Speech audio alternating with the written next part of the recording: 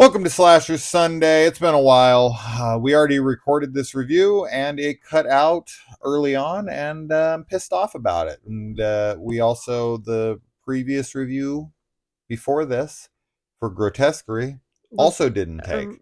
So two in a row, two big 30 plus minute reviews in a row are unusable. So anger, yes. Yes. But let's not dwell on it. Let's talk about this again. I really liked our review of this before. Yeah. And I'm really bummed that you guys don't get to see it. We're going to try our best to duplicate it, but you just, when it's unscripted like this, miss out on so many moments. Yeah. So we had a good time. We were laughing. We were having fun. So, yeah. I'm angry now. So no laughs. Oh, no fun. No fun, no just laughs. Straight get to it. No. We'll have fun. It's angering. If you have a channel and you've dealt with this, you know what's going on. But you can comprehend, even if you don't have a channel. You guys are capable. Yeah. Of understanding a waste of time. Roy Scheider. We got a detective crime thriller slasher, maybe. So the slasher elements come from the killer and when he's doing his killing. Now a lot of slashers do involve police detectives. They're typically not at the forefront. They're usually like background characters that are investigating off screen for most of the movie, as to where this one is more of like Al Pacino's Cruising, or 10 to Midnight with Charles Bronson, or Silent Rage with Chuck Norris, or these are those like crime thrillers that have a slasher element to them, but they ultimately are more of the police detective thriller. So if you are into that style of film, this might be one for you. But if you're looking for like a straight slasher that has like good kills and hot naked babes and whatnot, this is probably not gun to. This is not going to do it for you. Satisfy your cravings for such. As far as the killings go, the killings are really lame. Yeah, they are. The killer uses a hook hand, and it's just a slash across the throat. Yep. So that's the extent of that. It's not like gruesome. No. With like gore and whatever. It's like a very basic cut across the throat. As far as nudity goes, you get one boob for about 1 second. So it doesn't really have the slasher elements. And as far as the characters go, we don't have any like dumb teens that are going away for the winters. It's a very like adult like movie. Oh, very in much. Terms of like the characters too. Very much. Our main character is like almost 60 years old, and his fiance is like 30. Right, which does end up being a plot point that we liked, was addressed. Yeah. Because like his fiance's mom is like somebody he went to high school with or something, so they're like the same age. Here's a fun fact that I forgot to put into our review. For the first time around. So I noticed this when I was looking up the actress who played his fiance in this, because of the age gap. I was like, how big is the age gap here? And at that point, I didn't know that it was going to be like addressed in the film, because I bring this one up randomly, but it's my favorite example of it. So Kindergarten Cop 2 with Dolph Lundgren, he's like 60 in that movie, and his love interest is like 27, and it's never addressed. And it's, he looks great for his age, but come on, you couldn't get someone closer to Dolph Lundgren's age. It's ridiculous. But when I was looking up this actress, I noticed that she's in Jaws the Revenge. And she plays, Brody's kid's wife. So in the Jaws universe, this girl plays his daughter-in-law. That's funny. Which is really funny. Yeah, that is funny. Because obviously she ends up being his fiance in this. Yeah. And the dynamic between, because the mom in this movie has a relationship, with them both. Yeah. Planning the wedding. And, they go to high school together. Brody, Roy Scheider's character and his fiance's mom, they knew each other from like high school. So that makes a very weird dynamic. And there is this kind of interesting thing going on where they're bickering with each other, like Right. they're the old married couple, and his fiance is like their daughter. Yeah, it's very like it's interesting for sure. And yeah, like they there's definitely some times where she acts her age in terms of like they get into like arguments and stuff, and like she just goes out and dances with all these like random guys. Like we were laughing the whole movie because like once they start like having like fights or whatever, it's like every scene with her she's out dancing with a new guy. Yeah. And just very much like I'm not gonna she's not like sleeping with them or anything. She's just like, I'm gonna go out and have fun. Like I'm not gonna wait around for you. And but she's doing it to kind of like stick it to him a little bit, which Yeah. is just it feels very kind of juvenile. Yeah. And the other characters are all just like cops and like kind of like whatever. Like I don't really care about any of them, honestly. There's a lot of very shabby police work happening and questionable police work as well. Shoddy. Yeah, shoddy police work. Shabby. Shabby's like not too shabby. There's what would shabby be? When somebody shabby's says bad. shabby is bad. Because if it's So not if it's too not too shabby, it's like, it's hey, not that's that not bad. too bad. I don't think I've ever There's heard shabby someone police say work. shabby. It's always not too shabby. I think you're right. I think I meant to say shoddy. Okay. But people use shabby like maybe I have. it's kind of like I bygones, right? Like bygones can only be bygones. So what about just a regular old bygone? It's not really used. Yeah. I mean, you use it for like it's a bygone era. Oh, there you right? go. But let bygones be bygones is really, or it's a bygone era. Is the only way that you use bygone. I think you can use it in other ways. You just don't hear it because it's like an older word. Don't you think that bygone came from like it's gone, bye? I guess it's from a while ago. Bye. Maybe. It's gone. That would make sense. It's probably not that, but I think it's funny. I think that's funny. Where it came from. Yeah, there's a scene in the beginning where there's a piece of evidence that is tossed to somebody after being told like, all right, we got to take this in and like process it for evidence. Like, don't get your hands on it. Yeah. And the guy like catches it barehanded and was like, got it, and like runs off with his fingerprints all over it. Yeah. Really funny. And then it's gonna be really easy to find out who the killer is. The guy so who tossed easy. that, so. Yeah. And then there's also a woman that gets arrested for seemingly no reason. Yeah. He's like, you're which under we were arrest. laughing about. And she just comes with him, and it's like no Miranda rights, no nothing. Reasons, no nothing. Nothing. Very much a product of its time. It's a time capsule of a movie because it feels very male driven. Like, yeah. I'm the man. I'm in charge, and the very police work is all just men, and then they have like the female like secretary, secretaries or whatever. It's just kind of like he goes and sits on this one girl's desk like she's not even there. Oh my god, it's really funny. It's very funny. Kind of reminded me of the scene in Sweet Pea. Yeah, I was just gonna say jackets on them. Yeah. That's a very I think anybody that's been a receptionist understands that feeling. But yeah, we both liked the look of the film. Yeah. Because it is shot on film, so it has like a really nice like vintage quality, nostalgic quality to it. We both also really liked the setting with it being on the pier with this like carnival thing going on. Yeah, like Lost Boys. Yeah. Mm-hmm. And you really like the baseball part of it. And I think it has a good vibe to it. Yeah. When he's listening to it kind of reminds me of in Drive with Ryan Gosling when he's doing the opening scene and he's listening to the Clippers game and he's driving around the city and there's this really cool aesthetic to it. And I don't know, like driving around the city at night as a detective in the 70s or the 80s has such a vibe to it. Yeah. It's such a vibe. Yeah.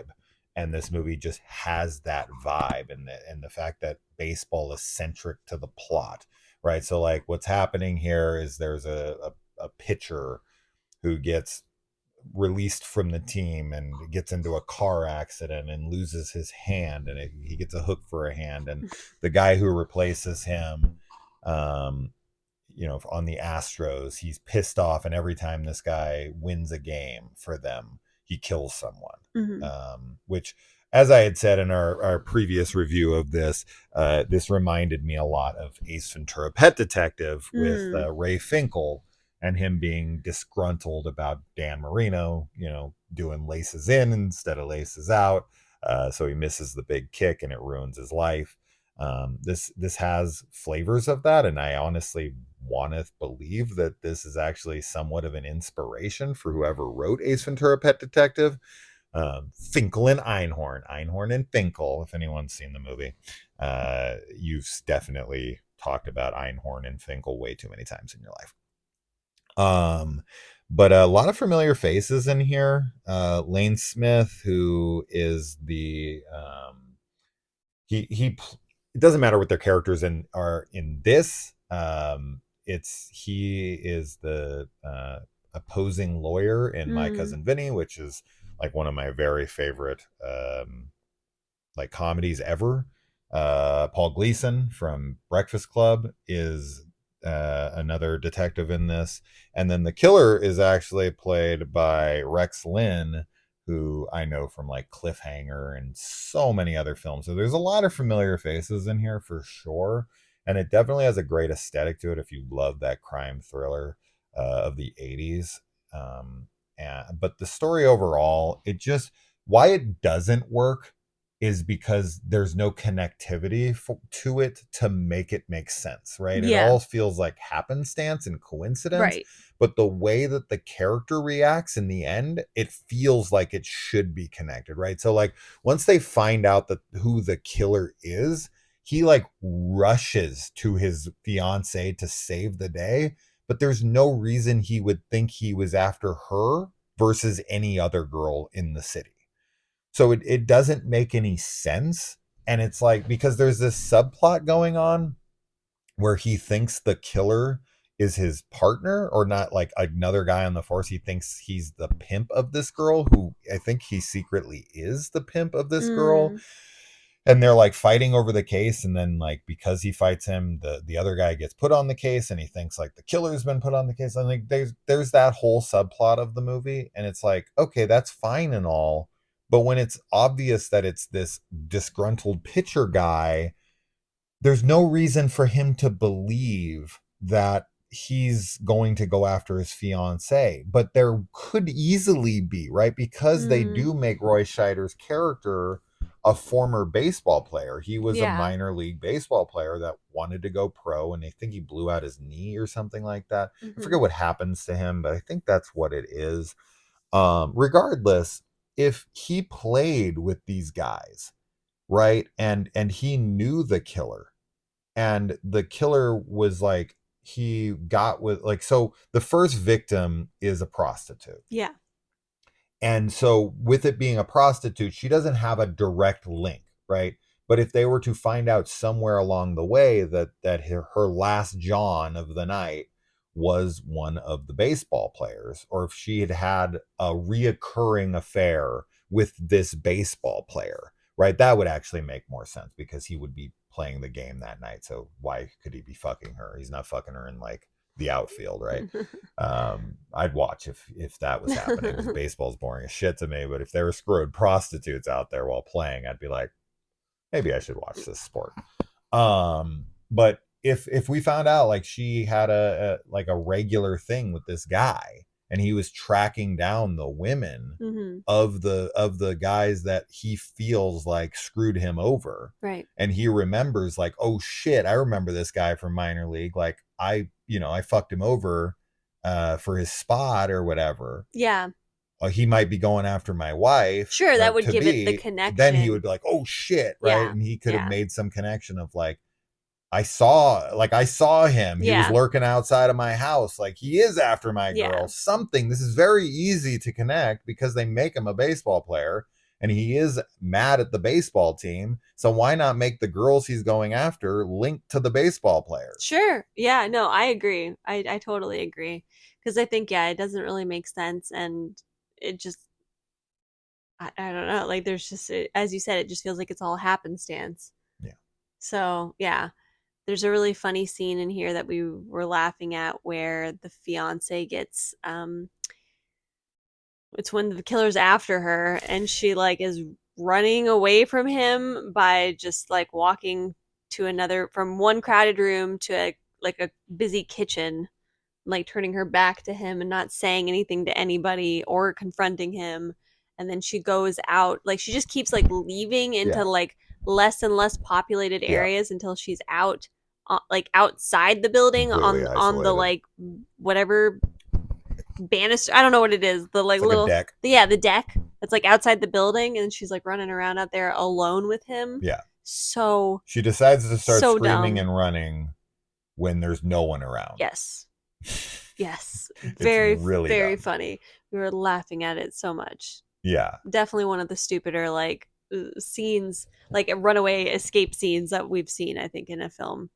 And it doesn't make sense for her character at all because she would totally confront this guy. And he's like the most obvious looking killer of all time. And like scene, so. all the other people around her, like seeing her run away and then seeing a man with a hook hand. Right. I mean, not to like, he could just have, a hook hand, which I didn't know was an actual thing until we were talking about it in our last review, because I was like, who gets their hand cut off and then gets a hook instead? But I guess it was like an actual contraption, which I just have never seen. I've never seen that before. Yeah.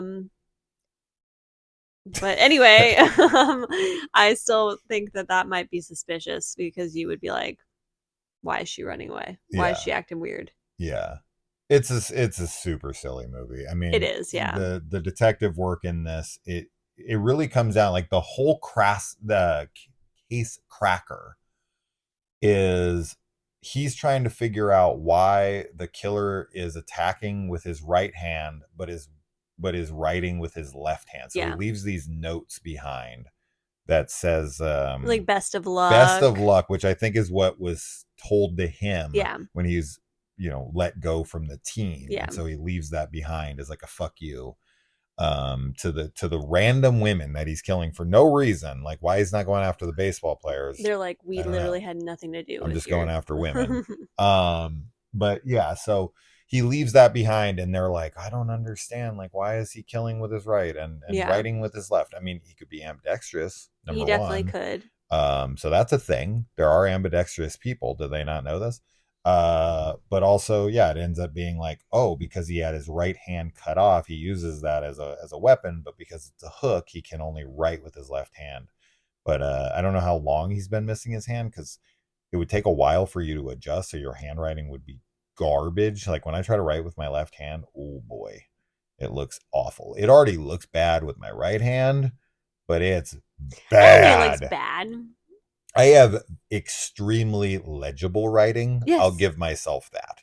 Right. I've seen extremely like beautiful calligraphy type style writing that's like gorgeous to look at. I can't read a fucking word of it. Not one word of it. And I can read writing cursive, is very legible. but I write print, and it's very, very easily readable. So I'll give myself credit for that, because when you look at a doctor who's supposed to be super smart, when you write shit down, doctors have chicken scratch. The fuck is that? Because they're like writing all day and they're just like but if you can't read it, doesn't it seem important when you're taking down medical information? Well, nowadays I feel like every time we've been to the doctor recently, I don't feel like they write anything. I feel like it's all typed.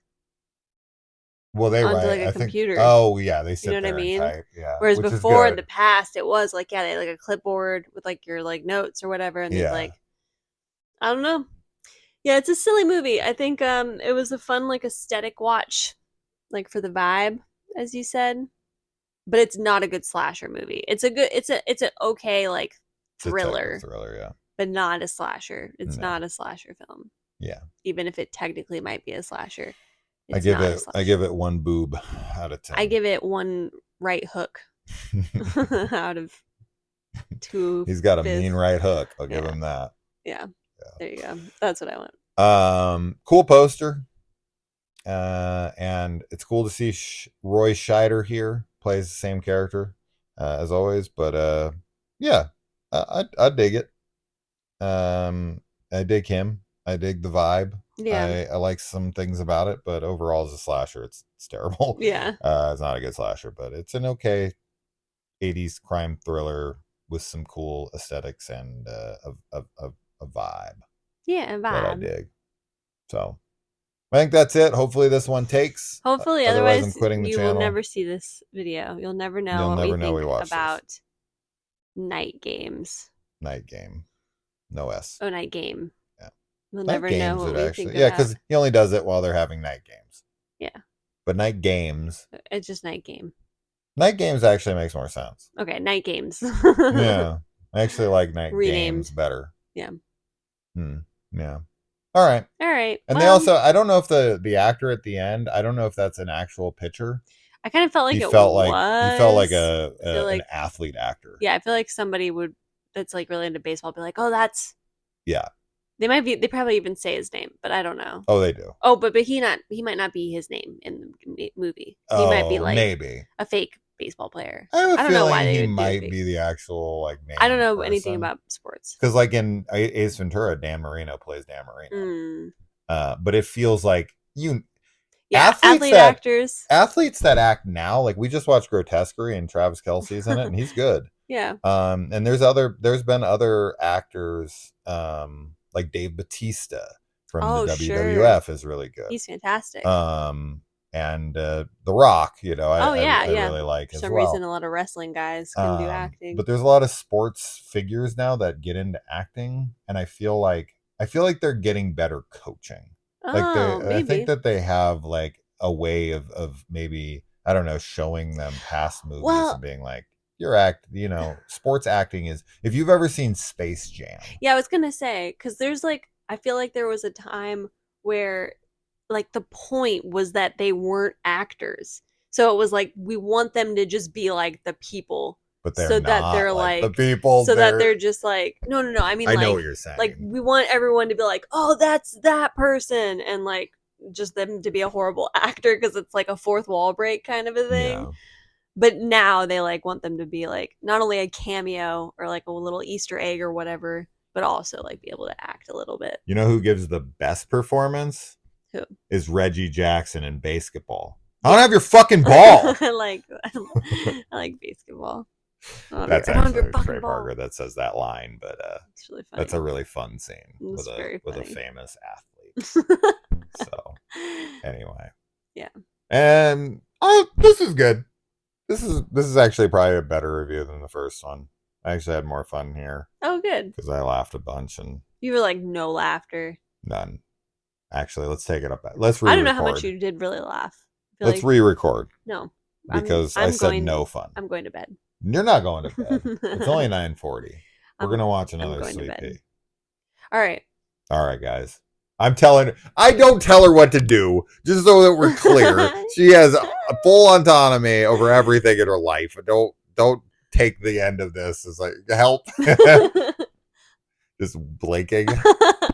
Morse code. I don't know Morse code. Help. As much as I get attacked in the comments for talking over you. Let her talk. The amount of times, okay, I want to say this really quick at the end here. I know not many people are going to say this. There's been so many fucking reviews that we've done where Kaylee has talked over me. I'm fine with it. We're having a natural conversation. So this is what happens when people have natural conversations. They get excited and they want to like butt in and be like, oh yeah, before I forget. Yeah. We do this to each other. No one has ever once, since you've come on the channel, be like, can this chick let him talk? That's never happened. Ever once. And I can point to tons of reviews that we've done where she's cut in, she's totally cut off me and talked over me. It's fine. I don't care. But man, when I do it to her, I get read the riot act in the comments. Yeah. It's a total sexist thing. It's because I'm a man. Because can you explain, last thing, can you explain mansplaining to me? Because I understand it when it's like a guy is explaining something to a girl that he doesn't believe she's going to understand because she's a woman. Like, let me teach you about mechanics because you can't possibly know about mechanics as a woman. But like, I feel like that phrase is overused for everything now. And if a guy tries to explain anything to a woman, it's mansplaining now. And it really fucking annoys me. I feel like it's so overused. Like anytime a guy says anything, it's like, oh, you're really going to mansplain? And it's like, yeah, because I know the thing that you're talking about and you don't know it, am I allowed to explain it to you? Even if like I don't, it fucking annoys the shit out of me. I'm sorry. Do you know what I'm talking about? Have you not seen this? Am I completely alone? Hello, anybody out there? I'm sure there's other people out there. Well, I don't want it to be like some saying. disgruntled guy that's like, yeah, women. No, I'm not shitting on women. I just think that phrase has been taken and used to the extreme at this point. And I feel very attacked. My manhood is in question, and I feel very emasculated. I think we should ask Grogu what he thinks. Oh, she doesn't even want to answer the question. She's not with me at all here. That's fine. That's fine. You're not a guy, so you don't deal with it. I don't. Stop mansplaining everything to me. I'm not mansplaining things to you. I'm literally explaining it to you because you didn't understand the thing. That's not mansplaining. Wait, that's explaining. Can you explain mansplaining to me? Yes, I can. Can you mansplain it? If I can, yes. You already did. If you were like a big sports fan and I was like, no, you don't understand sports because you're a woman. Yeah. That's mansplaining. That's bullshit. You know that I was ironically asking you to mansplain. I know that. Okay. But what I'm trying to point out is that is what mansplaining is supposed to be. Yeah. To me. But I feel like it's used for literally everything now. Anytime a guy tries to explain something, it's like, oh, fucking mansplaining. No. Anyway, moving on. We're done here. I just had to bring it up. And no one's going to see this because most people... Sorry. I was just answering my eye. We're gonna cut it off here, and Kayla's gonna get her discipline now. Yeah, right. What? Say. If anyone's beating anyone, it's her beating me. Off. Bye.